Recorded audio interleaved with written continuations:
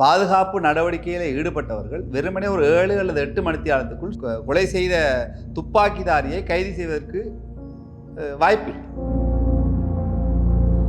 இவர் கைது செய்யப்படாமல் இருந்திருந்தால் நிச்சயமாக ஒரு முஸ்லீம் ஒருவரால் தான் கொலை செய்யப்பட்டார் என்று ஏதாவது ஒரு முஸ்லீம்களோடு இதை கோர்த்து முஸ்லீம்களுக்கும் சிங்களவருக்கும் இடையிலான ஒரு முருகல் நிலையை ஏற்படுத்தி அதன் மூலமாக அரசியல் லாபம் தேடும். இந்த அரசியல் லாபத்தை தேடக்கூடியவர்கள் யார்? கடந்த காலங்களில் இவ்வாறான அரசியல் லாபம் தேடியவர்கள் யார்? அவர் ஒரு சாட்சியமாக இருந்து அந்த சாட்சியம் அளிக்கப்படுகின்றது. ஏற்கனவே கொலை செய்யப்பட்டவர், தெற்பகுதியில் கொலை செய்யப்பட்டவர் ஒரு சாட்சியம். அவரும் ராஜபக்ச குடும்பத்தினருக்கு எதிராக சாட்சி சொல்லக்கூடிய ஒரு நிலையில் இருந்தவர் கொலை செய்யப்படுகின்றார். நீங்களே சொன்னீர்கள், இதன் பின்னணியில், இந்த சம்பவங்களுக்கு பின்னணியிலே ராஜபக்சர்களுடைய தலையீடும் ஆங்காங்கே இருக்கின்றது. சமுதாயத்தையுடைய அந்த இன்டர்வியூவிலே தெளிவாக அவர் கூறுகின்றார், ராஜபக்சேகளை நேரடியாக சாடுகின்ற ஒரு விடயத்தை அதற்கு பின்னர் தான் அவர் கொலை செய்யப்படுகின்றார். என்னதான் கிளீன் ஸ்ரீலங்கா திட்டம் அமுல்படுத்தப்பட்டாலும் கூட, பரிசோதனைகள் நடத்தப்பட்டாலும் கூட, இன்னமும் ஆங்காங்கே நடு ரோட்டில் இந்த மாதிரியான துப்பாக்கிச்சூடு சம்பவங்கள் பதிவாகி கொண்டிருக்கிறது. இதை எப்படி இந்த அரசாங்கம் நிறுத்தப் போகின்றது? லங்காஸ்ரீ நேயர்களுக்கு வணக்கம். எங்களுக்கு தெரியும், நாட்டில் இப்பொழுது பேசு பொருளாக ஏராளமான விடயங்கள் இருக்கின்றது. ஆனால் மிக முக்கியமாக கொழும்பு புதுக்கடை நீதவான் நீதிமன்றத்தில் இடம்பெற்ற அந்த துப்பாக்கிச்சூட்டு சம்பவம், அந்த கொலை சம்பவம் இன்றும் பேசப்படுகின்றது. அதுவும் சர்வதேச ரீதியாகவே இந்த விடயம் பெரிதாக பேசப்படுகின்றது. இந்த செய்தியின் காரணமாக அரசாங்கத்திற்கு கூட ஏராளமான விமர்சனங்கள் முன்வைக்கப்படுகின்றது. குறிப்பாக எதிர்க்கட்சியில் ஆரம்பித்து சமூகத்தில் கூட தேசிய பாதுகாப்புக்கு மீண்டும் அச்சுறுத்தல் என்ற வகையில் தான் இப்பொழுது பேசப்பட்டு வருகின்றது. இதற்கு அரசு தரப்பிலே ஒவ்வொருவரும் ஒவ்வொரு காரணிகளை ஊடகங்களுக்கும் சரி, பொதுவெளியிலும் சரி, பாராளுமன்றத்திலும் சரி கூறி வருகின்றார்கள். அதே போல் இப்பொழுது எங்களுக்கு தெரியும், வரவு செலவு திட்டம் குறித்த விவாதங்கள் தொடர்ச்சியாக இடம்பெற்று வருகின்றது. எதிர்வரும் 25ஆம் தேதி இந்த வரவு செலவு திட்டம் தொடர்பான வாக்கெடுப்பும் இடம்பெறவிருக்கின்றது. அது சம்பந்தமாகவும் நாங்கள் இந்த காணொலியிலே விரைவாகவும் சுருக்கமாகவும் பேசுவதற்கு தயாராக இருக்கின்றோம். இன்று இந்த விடயங்கள் சார்ந்த மூடு பேசுவதற்கு தெளிவுபடுத்துவதற்காக இணைந்திருக்கின்றார் தாஹா ஐன்ஸ்டீன் NPP கட்சியின் ஊடக இணைப்பாளர், தமிழ் மொழி ஊடக இணைப்பாளர். வணக்கம். வணக்கம். மீண்டும் நாங்கள் சந்திக்கின்றோம் லங்காஸ்ரீ நேர்காணல் நிகழ்ச்சியினூடாக. அடிக்கடி சந்திக்க வேண்டிய ஒரு சூழல் ஏற்படும் என்று நான் நம்புகின்றேன். நிச்சயமாக நான் விடயத்துக்கு வருகின்றேன். என்னென்னு சொன்னால் தெரியும், நேற்றைய தினம் கொழும்பு 12 புதுக்கடை நீதவான் நீதிமன்றத்திலே அது நடந்த அந்த சம்பவமானது அரசாங்கத்தின் மீது ஒரு பாரிய விமர்சனத்தை உருவாக்கி இருக்கின்றது. காரணம், 2019 ஏப்ரல் 21 நடந்த ஒரு மிலேச்சத்தனமான தாக்குதல். எங்களுக்கு தெரியும், குண்டு வெடிப்பு தாக்குதல் தற்கொலை குண்டுதாரிகளால் இடம்பெற்றது. இதன் பின்னர் தான் அந்த இலங்கையின் பல பகுதிகளுக்கும் பாதுகாப்பு பலப்படுத்தப்படுகின்றது. குறிப்பாக கொச்சிக்கடை அண்மையில் இருக்கின்ற கொச்சிக்கடை ஆலயமாக இருக்கலாம், ஏனைய ஹோட்டல்களாக இருக்கலாம், இதெல்லாம் சாதாரணமாகத்தான் இருந்தது. இந்த குண்டுவெடிப்பின் பின்னர் அங்கு போலீசார் இராணுவத்தினர் போட்டு பலப்படுத்தப்படுகிறார்கள். ஆனால் நடப்பதற்கு முன்னர் அந்த மாதிரியான பாதுகாப்புகள் இருக்கவில்லை. இதே நிலைமை தான் இன்று நீதிமன்றத்திலும் இடம்பெற்றிருக்கிறது. கொழும்பு நீதிமன்றத்திலே இன்று சென்று பார்த்தால் பாதுகாப்பு மும்முரமாக இருக்கின்றது. பொதுவாக வழக்குகளுக்கு வரும் பொதுமக்கள், வழக்கறிஞர்கள் அனைவருமே வரிசையில் இன்று பாடி செக்கிங், உடற்பரிசோதனைக்கு உட்படுத்தப்பட்டு தான் இன்றைய தினம் உள்ளே அனுப்பப்பட்டார்கள். அந்த காட்சிகளும் இருக்கின்றது. இது அரசாங்கத்தின் மீது ஒரு பாரிய விமர்சனத்தை உருவாக்கி இருக்கிறது. நடக்கும் வரை பார்த்து கொண்டு இருந்துவிட்டு நடந்த பின்னர் செய்து என்ன பயன்? இது கடந்த அரசாங்கத்திற்கும் அந்த விமர்சனம் இருந்தது, இந்த அரசாங்கத்திற்கும் இருக்கிறது. எப்படி இந்த விமர்சனத்தை இல்லாமலாக்க போகிற அரசாங்கம்? என்ன பதில் இதற்கு? கொலை செய்யப்பட்ட சம்பவம்னு சொல்லிட்டு, சூட்டு சம்பவங்கள்னு சொல்லி 2 சம்பவங்கள் நடைபெற்றது. ஒன்று டவுன் சவுத்தில் தென்பகுதியிலேயும், மற்றது கொழும்பு மத்தியிலே அடுக்கடை புதுக்கடை நீதவான் நீதிமன்றத்திலையும் இடம்பெற்றது. அதே போன்று நாட்டில் பல பிரதேசங்களில் பல சம்பவங்கள் இடம்பெற்றன. மன்னார் பகுதியிலே ஒரு கவனஈர்ப்பு போராட்டம் ஒன்றும் இடம்பெற்றிருந்தது. இதிலே குறிப்பாக 2 விடயங்கள் முக்கியமாக பார்க்கப்பட வேண்டிய விடயம். ஒன்று, நீதவான் நீதிமன்றத்திலே துப்பாக்கிதாரி ஒருவர் உட்சென்று, அதுவும் கோர்ட்ஸுக்கு உள்ளுக்கு நீதவான் இதுவரை காலத்திலேயும் ரொம்ப அரிதாக இடம்பெற்ற சம்பவங்கள் தான் குறிப்பிட வேண்டும். உள்ளே சென்று அவர் துப்பாக்கியால் முழுமையான ரவைகள் அனைத்தையும் முழுமையாக சுட்டு முடித்து விட்டு வெளியில் வந்தார். அது குறித்து அவர் சுட்டவரே நெத்தெஃப்எம்முக்கு அவர் டெலிஃபோன் எடுத்து நான் சுட்டுட்டேன்ற விஷயத்தை அவரே தெரிவிச்சுட்டு போகிற விஷயம் பேசப்பட்டுச்சு. அதே நேரம் அவருடைய பெயர் ஒரு முஸ்லீம் நபருடைய பெயர் அஸ்மத் ஷரீஃப்டீன் என்ற ஒரு முஸ்லீம் பெயர் ஒன்று ஆரம்பத்திலே அதான் பேசப்பட்டது. அதற்கு பின் அவர் யார் என்பதை கைது செய்ததன் பின் உண்மையான விவரங்கள் தெரிவிக்கப்பட்டிருந்தது. இதிலே குறிப்பாக இந்த விடயம் இடம்பெற்று குறுகிய நேரத்திற்குள் பாராளுமன்றத்திலும் பாராளுமன்ற உறுப்பினர்களால் பேசப்பட்டது. குறிப்பாக நாமல் ராஜபக்ச அந்த விடயத்தை பேசியிருந்தார்.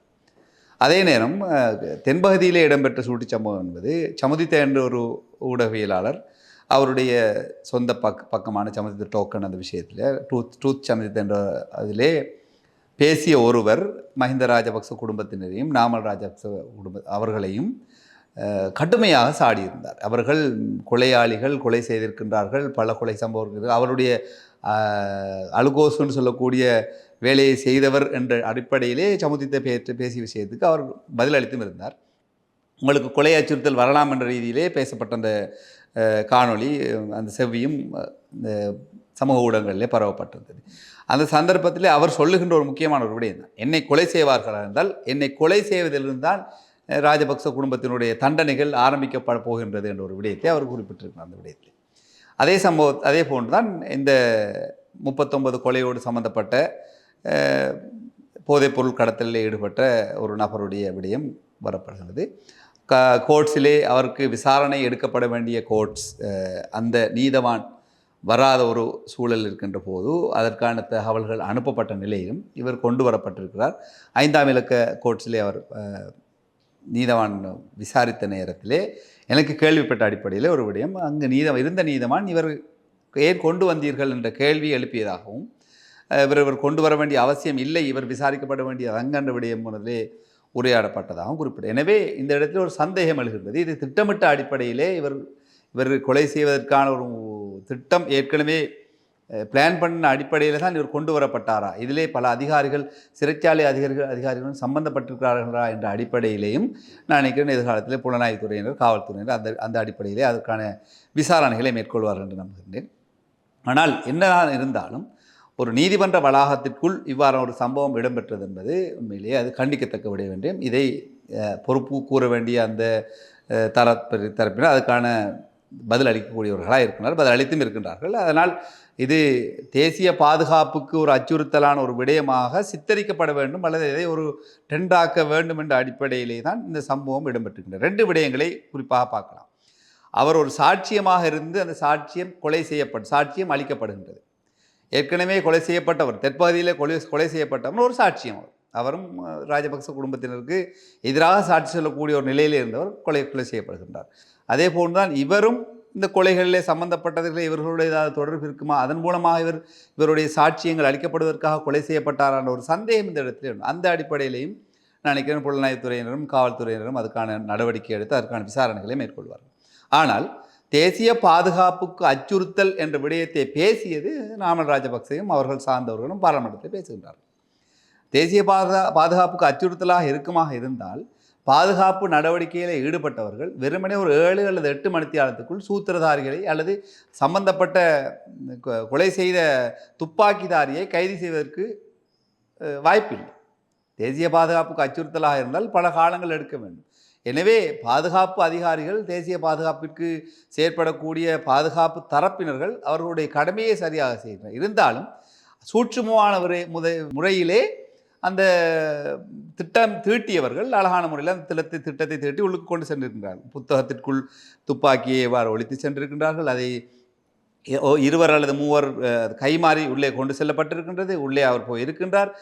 ஒரு ஒரு வக்கீல் போன்ற ஒரு தோரணையிலே இருவருமே செயற்பட்டிருக்கின்றார்கள். துப்பாக்கி சுட்ட பின் அவர்கள் துப்பாக்கியை போட்டுவிட்டு துப்பாக்கியோடு வெளியில் செல்கின்ற போது அவர் பிடிபட்டு விடுவார் என்ற அடிப்படையிலே அவர் செய்யப்பட்டிருக்கின்றார். அதே நேரம் இவர் தப்பிச் செல்லுகின்ற போது குறிப்பாக தெரியும், அவர்கள் அநேகமாக தப்பிச் செல்பவர்கள் வேகமாக செல்வதாக இருந்தால் 2 ஹைவேயும் யூஸ் பண்ணுவாங்க. எனவே ஹைவேக்குள்ளே போகிற நேரம் ஹைவேக்குள்ளே அந்த நேரத்துக்குள் குறிப்பிட்ட நேரத்துக்குள் யார் வந்திருக்கிறார்கள், யார் போயிருக்கிறார்கள், எவ்வளோ வேகமாக வாகனங்கள் செல்கின்ற அடிப்படையிலே அந்த காணொளிகளையும் அந்த சிசிடிவிகளையும் எடுத்து குறுகிய காலத்திற்குள் அவரை கைது செய்திருக்கின்றார்கள். எனவே தேசிய பாதுகாப்புக்கு இது நிச்சயமாக அச்சுறுத்தல் என்ற விடயத்திலே யாரும் எதுவும் பேச முடியாது. தேசிய பாதுகாப்புக்கு அச்சுறுத்தலாக இருந்தால் விடை காண முடியாத ஒரு நிலை ஏற்படும். இன்று வரையிலும் கடந்த காலத்தில் இடம்பெற்ற உயிர்த்திஞாரி தாக்குதலுடைய சூத்திரதாரிகளோ யாருமே கைது செய்யப்படவில்லை.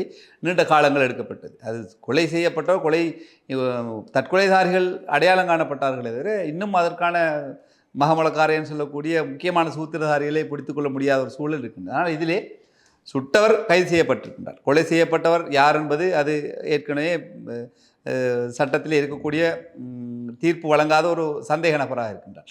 இது குறித்த விடயத்தை அவர் உயிரோடு பிடிபட்டிருக்கிறதன் காரணமாக அவருடைய தொலைபேசிகள் யார் யாரோடு உரையாடி இருக்கிறார், இதை கொடுத்தவர்கள் யார் என்ற அடிப்படையிலே வெகு சீக்கிரத்தில் இதற்கான துப்பு துலக்கப்படும்.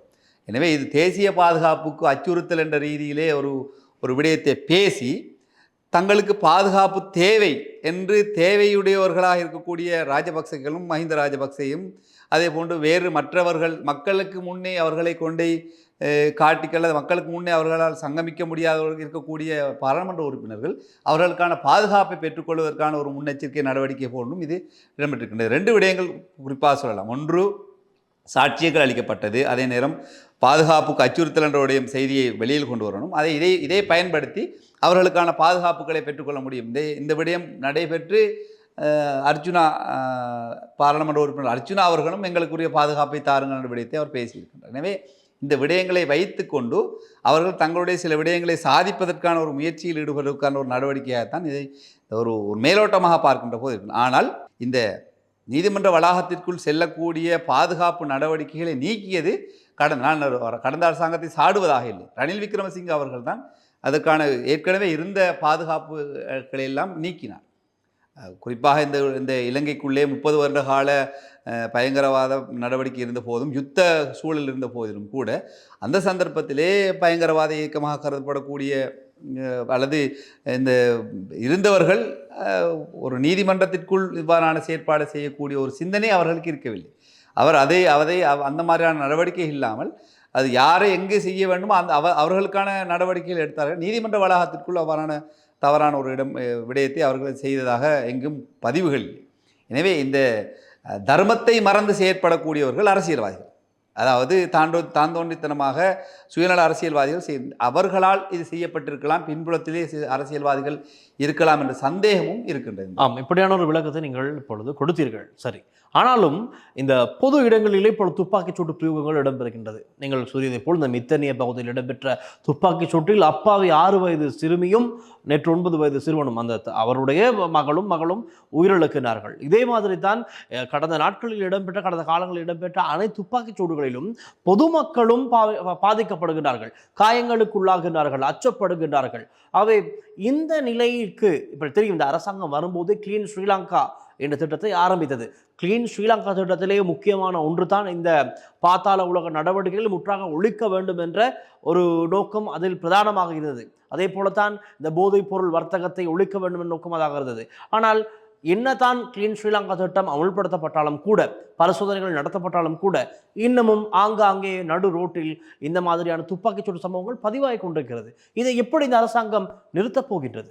உண்மைதான். அது மன்னாரிலே ஒரு சம்பவம் இடம்பெற்றது. மன்னாரிலே இடம்பெற்ற சம்பவத்திலே ஒரு தாயார் ஒருவருக்கு வெடிச்சம்பவம் இடம்பெற்றது. அதுவும் பொதுமக்கள், சம்பந்தம் இல்லாதவர்கள்.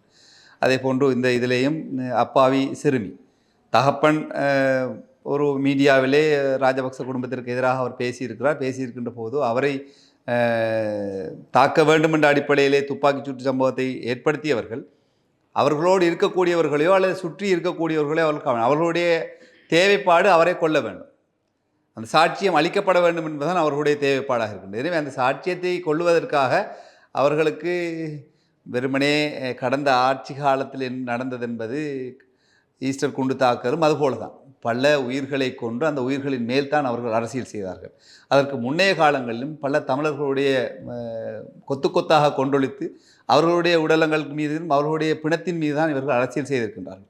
இப்போது அவர்களுக்கு அரசியல் செய்ய முடியவில்லை. தங்களை தக்க வைத்துக் கொள்வதற்கும் தங்களை காப்பாற்றிக் கொள்வதற்கும் சாட்சியங்களை அளிக்க வேண்டிய ஒரு சூழலில் அவர்கள் இருந்து கொண்டிருக்கிறார்கள். எனவே முடியுமான அளவு அவர்களால் தவறவிடப்பட்ட சாட்சியங்கள் எல்லாம் இப்போது கொல்லப்பட்டிருக்கின்றன. அதே போல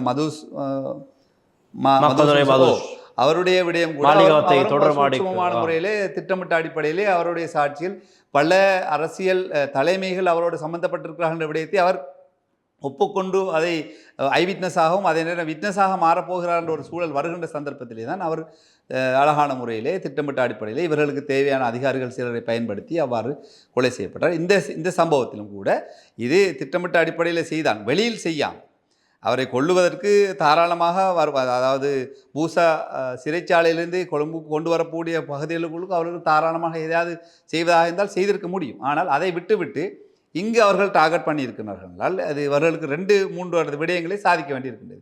தேசிய பாதுகாப்புக்கு அச்சுறுத்தல் என்ற விடயத்தையும் அதே போன்று பல விடயங்களையும் செய்வதற்கான ஒரு சூட்சுமமான ஒரு சிந்தனையிலே தான் அதை செய்திருக்கின்றார். அதே நேரம் இந்த கொலையாளி என்பவர் வெறுமனே 1 நாள் 2 நாளிலே இந்த விடயத்தை செய்திருக்க முடியாது. இது ஒரு டீம் ஒர்க்காகத்தான் அநேகமாக இருக்க வேண்டும் என்னுடைய ஊகம். ஏனென்றால் அந்த நீதிமன்ற வளாகத்திற்குள் சென்று எவ்வாறு செல்ல வேண்டும், எவ்வாறு துப்பாக்கிகள் கொண்டு செல்லப்பட வேண்டும், யார் மூலமாக கொண்டு செல்லப்பட வேண்டும், எந்த இடத்துல செய்யப்பட வேண்டும் என்பதற்கான பல திட்டங்களுக்கு அடிப்படை இவர் பல தடவை இந்த நீதிமன்ற வளாகத்திற்குள் சென்று வந்திருக்கக்கூடிய வாய்ப்பு இருக்கின்றது. எனவே சிசிடிவியில் ஒரு மாத காலத்திற்குள் உள்ள விடயங்களை புலனாய்வுத்துறையினர் ஆராய்ந்து பார்க்கின்ற நேரம் யார் யாரோடு அவர் சம்பந்தப்பட்டிருக்கின்றார், யார் யாரோடு பேசியிருக்கிறார் என்ற விடயத்தை தெரிந்து கொள்ள முடியும். அதே நேரம் இவருடைய தொலைபேசி அழைப்புகள் யார் யாருக்கு சென்றிருக்கின்றது என்ற அடிப்படையிலே துப்பு துலக்குவதன் மூலம் இதிலே பின்புலத்திலே இருக்கக்கூடியவர்கள் யார் இந்த அரசியல்வாதி இருக்கின்றார்கள், யாருடைய தேவைக்காக இது செய்யப்பட்டது என்பது கண்டறியப்படும். இப்பொழுது மற்றொரு விமர்சனம் தான் இந்த அரசாங்கத்தின் மீது இருக்கின்றது. நீங்களே சொன்னீர்கள், இதற்கு பின்னணியில் இந்த சம்பவங்களுக்கு பின்னணியிலே ராஜபக்சர்களுடைய தலையீடும் அங்கங்கே இருக்கின்றது, அரசியல்வாதிகளுடைய தலையீடுகள், ஏராளமான அரசியல்வாதிகளுடைய தலையீடுகள் இருக்கின்றது என்று ஒரு விடயத்தை குறிப்பிட்டிருந்தீர்கள்.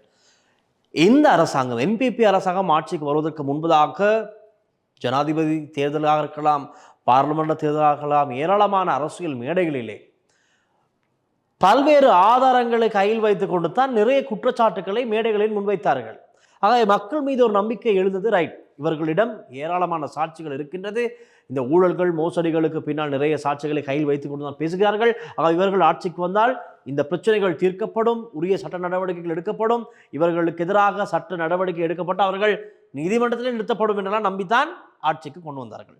ஆனால் இன்னமும் சரியான சட்ட நடவடிக்கைகள் எடுக்கப்பட்டதாக தெரியவில்லை. ஆனால் இதுவே இப்பொழுது டாபிக்காக இருக்கின்றது, வாய் வீரர்கள் என்ற ஒரு வசனம். இப்போ சிங்களத்திலே வாய் வீரர்கள் அல்ல, அதாவது சாட்சியங்கள் அளிக்கப்பட்டு கொண்டே வந்து கொண்டிருக்கின்றன. அவர்களுடைய ஆட்சி காலத்தில் அவர்கள் இருந்த சந்தர்ப்பத்திலே பேசு பொருளாக்கப்பட்ட அத்தனை வழக்குகள் அல்லது பேசு பொருளாக்கப்பட்ட அந்த விடயங்களுடைய சாட்சியங்களை அவர்கள் அளித்து விட்டார்கள்.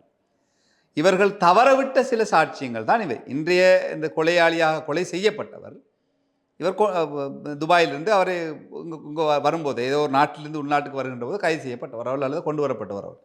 இவர் இதிலே சம்பந்தப்பட்டவர் என்ற விடயத்திலே இவரை கொலை செய்ய காரணம் சாட்சியங்கள் அளிக்கப்பட்டது தான் என்பது ஒரு வகையிலே பேசக்கூடிய பாராளுமன்றங்களிலே தெளிவாக பேசியிருக்கின்றார். எங்களுடைய பாதுகாப்பு டிப்யூட்டி மினிஸ்டராக இருக்கக்கூடியவர் பேசியிருக்கிறார். அதே நேரம் நீதி அமைச்சரும் அந்த விடயத்தை பேசியிருக்கிறார். ஊடக பேச்சாளராக இருக்கக்கூடிய டாக்டர் நலிந்தா அவர்கள் இந்த விஷயத்தை பேசியிருக்கிறார்கள்.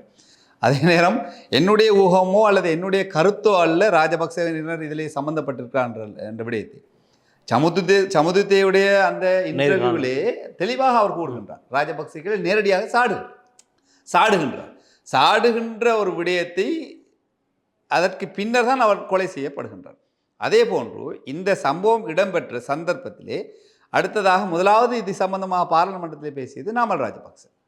உடனடியாக அவர் பேசுகின்றார். இந்த சம்பவம் இடம்பெற்று ஒரு 15-20 நிமிஷத்துக்குள்ளுக்கு அவர் பாராளுமன்றத்தில் பேசுகிறார்.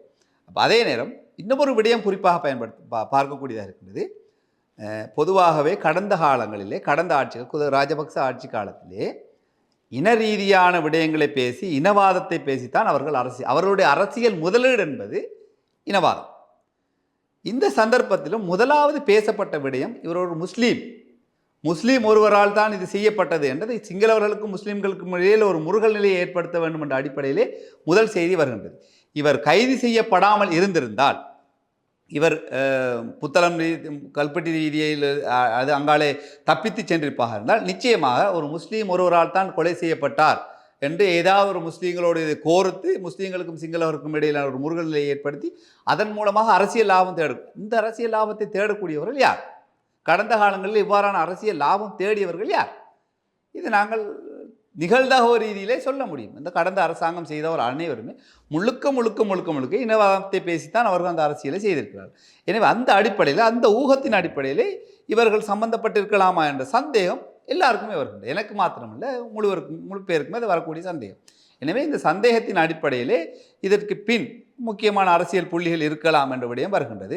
அதே நேரம் இவர் அந்த கொலை செய்தவர் 39 கொலைகளிலும் அரசியல் தலையீடுகளும் அரசியல் தேவைக்காக கொலை செய்தாரா என்ற ஒரு சந்தேகம் வருகிறது, ஒரு சாட்சியம் என்ற அடிப்படையிலே நோக்குகின்ற போது.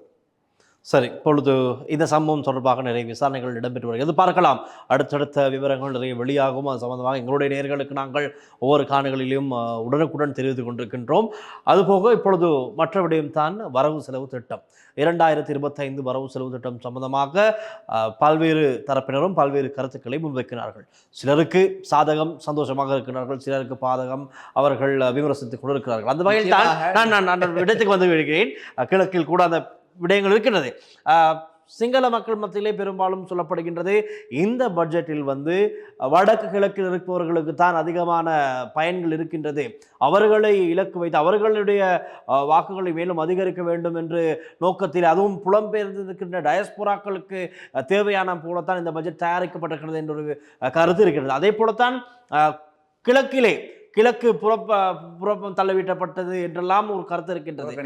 புறக்கணிக்கப்பட்டதாக சொல்கிறார்கள். பட்ஜெட்டிலே கிழக்கு மாகாணத்துக்கான எந்த ஒரு அபிவிருத்தி திட்டங்களும் உள்ளடக்கப்படவில்லை என்கிறார்கள். இப்படியான கருத்தும் இருக்கின்றது. தமிழர்கள் மத்தியில் இந்த பல்வேறு கருத்துக்கள் இருக்கிறது, இப்படியான கருத்து இருக்கிறது. இதற்கு என்னதான் பதிலாக அமைய போகின்றது ஒரு கட்சியை சார்ந்தவராக? அதாவது இத்தனை காலமும் வடக்கு கிழக்கு புறக்கணிக்கப்பட்டது, இப்போது வடக்கு கிழக்குக்கான பகிர்வு சரியாக இடம்பெறுகின்றது. கடந்த கால ஆட்சி காலத்தின் போது அவர்களுடைய வரவு செலவு திட்டத்திலே வடக்கு கிழக்கு ஒதுக்கியது சரியான பகிர்வை அவர்கள் ஏற்படுத்தவில்லை. இப்போது வடக்கு கிழக்குக்கான பகிர்வு என்பது நியாயமான முறையிலே இந்த அரசாங்கம் வழங்குகின்றது. நியாயமான முறையிலே வழங்குகின்றது என்பது இவ்வளோ காலமும் கொடுக்கப்படாத ஒன்று. இவ்வளோ நாளும் பிளேண்டியை கொடுத்துட்டு இப்போ எல்லாருக்கும் டீ கொடுக்கக்குள்ள அவருக்கும் டீ கொடுக்கக்குள்ள அவருக்கு டீ கொடுக்குறாருன்னு எட்டி பார்க்கக்குள்ள விளங்குறவங்களுக்கு நான் சரளமாக சொல்லுகின்றேன். இவ்வளோ காலமும் தென்பகுதியில் எல்லாருக்கும் டீ கொடுத்தாங்க. ஆனால் அவங்களுக்கு கொடுத்தது சாயத்தை மட்டும் கொடுத்தாங்க, அல்லது கசட்டையை கொடுத்தாங்கன்னு சொன்னாலும் பிளேண்டியை கொடுத்தாங்க, சர்க்கரையோட பிளேண்டி கொடுங்கன்னு கொடுத்தாங்க. இப்போ எங்கால டீ கொடுக்குறோமோ அவங்களுக்கு நாங்கள் டீ கொடுக்குறோம். இப்போ உள்ள வெங்கால உள்ளவங்க எட்டி பார்க்குறோம், அவங்களுக்கு டீ கொடுத்துக்கிறோம். அதுக்குள்ளேயும் வடக்குக்கு கூட செய்கிறாங்க, கிழக்குக்கு சரியாக செய்யலை என்ற அடிப்படையில் கிழக்கு மாகாணத்திலே வந்து தேசிய பட்டியலூடாக வந்து ஒரு முஸ்லீம் காங்கிரஸ் எம்பின்னு நினைக்கிறேன், அல்லது ஒருவர் பேசியிருந்தார், அதில் என்னுடைய பேர் மறந்து விட்டது. நான் அவதானித்த அடிப்படையில் என்னால் முடிந்த நேரத்தை ஒதுக்கி நான் இந்த வரவு செலவு திட்டத்தை வாசித்து பார்த்தேன். 210 பக்கங்கள் இருக்கின்றன. வாசித்து பார்த்த அடிப்படையிலே கிட்டத்தட்ட 16,500 மில்லியன் ரூபா கிழக்கு மாகாணத்துக்கு ஒதுக்கப்பட்டிருக்கிறது. கல்முனையிலே ஒரு ஸ்டேடியம் ஒன்று செய்வதற்கு 150 மில்லியன் ஒதுக்கி இருக்கின்றார்கள்.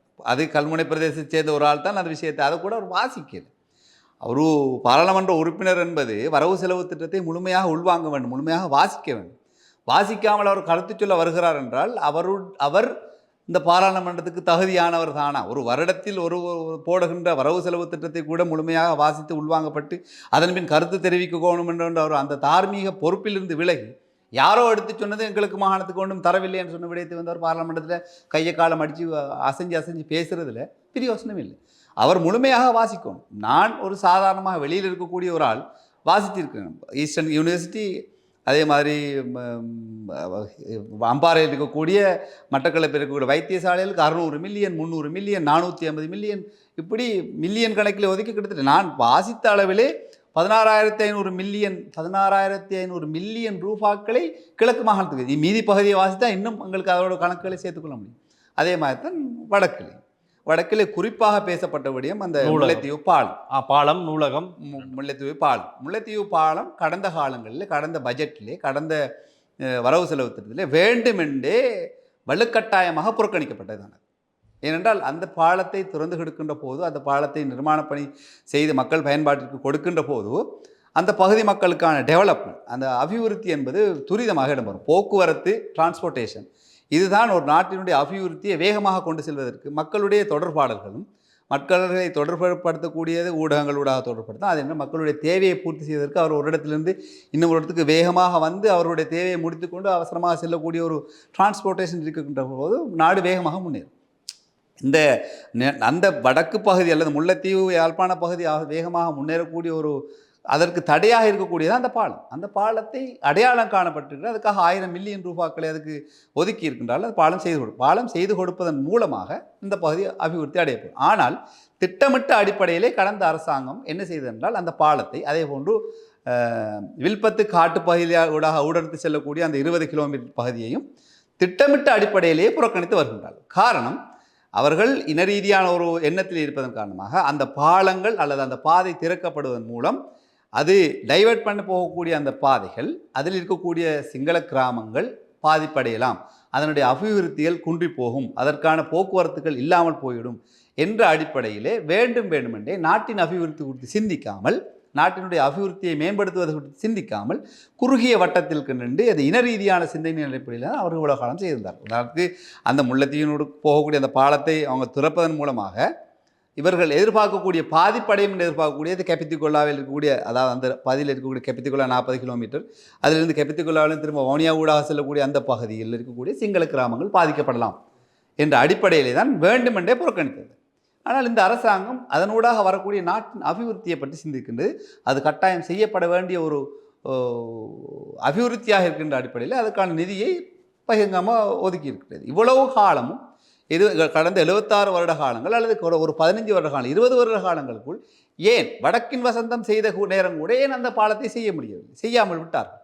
வடக்கின் வசந்துக்கு ஏராளமான பில்லியன் கணக்கிலே கொண்டு போய் கொட்டினாங்க. ஆனால் அந்த பாலத்தை செய்யாமல் இருக்கிறதுக்கு காரணம் என்ன? இவங்க திட்டமிட்ட அடிப்படையிலே அந்த பகுதியின் அபிவிருத்தியை தடுத்திருக்கின்றார். அதே போல தான் வில்பத்து பிரதேசத்தில் இருக்கக்கூடிய பகுதி அந்த பாதையும் கூட திட்டமிட்ட அடிப்படையிலே இன்று வரையிலும் அவர்கள் என்னமனை ஊடர்த்து நேற்றைய தினம் பதிவாக இருந்த கிட்டத்தட்ட 6 யானைகள் மட்டக்களப்பு செல்லுகின்ற பாதையிலே தொடரிலே அடிபட்டு இறந்திருக்கின்றன. இது ஒரு காட்டை ஒரு வனத்தை ஊடர்த்து செல்லக்கூடிய ஒரு பாதை.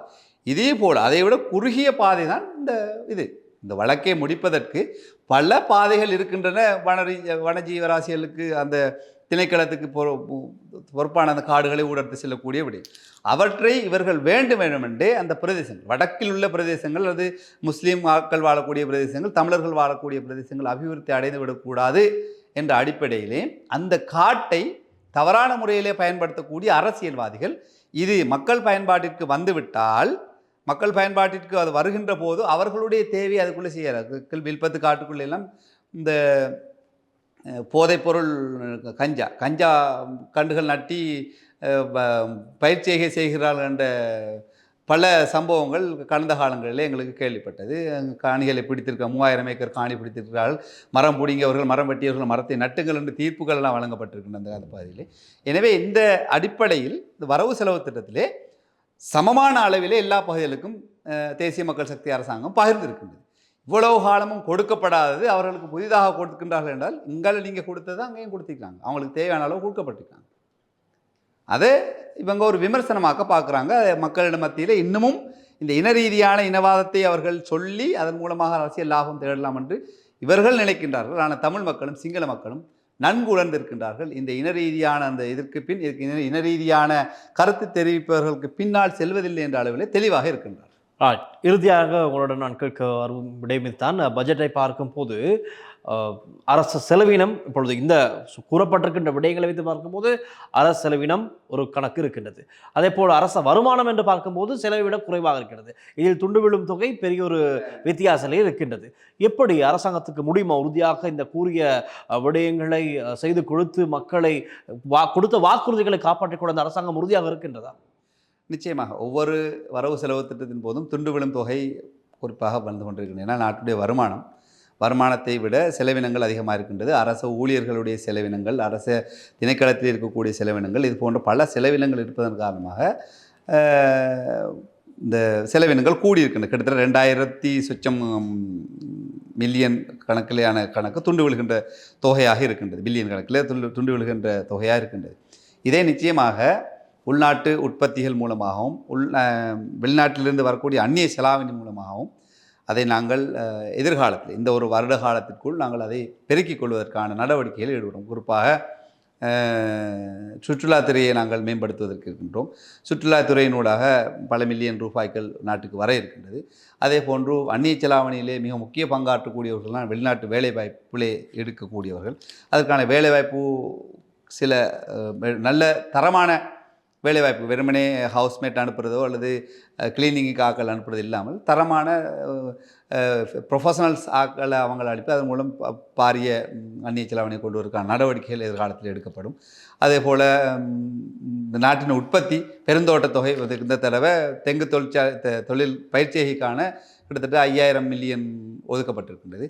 அதே போன்று பெருந்தோட்ட தேயிலை போன்ற விடயங்களும் எதிர்காலத்தில் அதற்கான நடவடிக்கைகள் எடுக்கப்பட்டு அதன் மூலமான வருமானங்கள் பெருகுகின்ற போது நிச்சயமாக எங்களுக்கு இந்த துண்டு விழும் தொகையிலே ஒரு பகுதியை எங்களுக்கு கவர் பண்ணக்கூடியதாக அதை ஈடு செய்யக்கூடிய அளவிலே கொண்டு செல்ல முடியும் என்ற நம்பிக்கை இருக்கின்றது. நிச்சயமாக ஒவ்வொரு அந்த துண்டு விழாத சமப்படுத்தக்கூடிய நிலைமையிலான ஒரு வரவு செலவு திட்டத்தை இன்னொரு 3 அல்லது 4 ஆண்டுகளுக்கு பின்னர் தான் அதை கொண்டு வர முடியும். அதுவரையிலே துண்டு விழும் தொகை ஒரு குறித்த அளவு இருந்து கொண்டே தான் இருக்கும் வரவு செலவு திட்டத்தில். ஆனால் 2028 எங்களுக்கு கடன் மீள செலுத்த வேண்டிய ஒரு நிச்சயமாக IMF உடைய கடனை செலுத்தக்கூடிய ஒரு நிலைமைக்கு நாங்கள் வரப்போகிறோம். IMF உடைய கடனை செலுத்தி முடித்தோம் என்றால் அதற்கு பின் ஒவ்வொரு கடன்களையும் செலுத்துகின்ற போது நாட்டின் சுமை குறைகின்றது.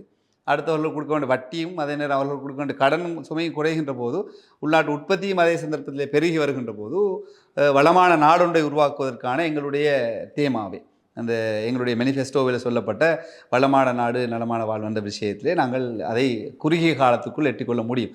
குறைந்தது இந்த முதலாவது அந்த ஆட்சி காலம் 5 வருட காலத்துக்குள் கணிசமான அளவு அதை எட்டிக்கொள்வதற்கான வாய்ப்பு எங்களுக்கு இருக்கின்றது. ஆகவே இன்று எங்களுடைய கலையகத்திற்கு வரை தந்த இந்த நேர்காணலில் எங்களுடைய கேள்விகளுக்கு பதில்களை வழங்கி தெளிவுபடுத்திய தகா ஐன்ஸ்டீன் அவர்களுக்கு எங்களுடைய நன்றிகள். நன்றி.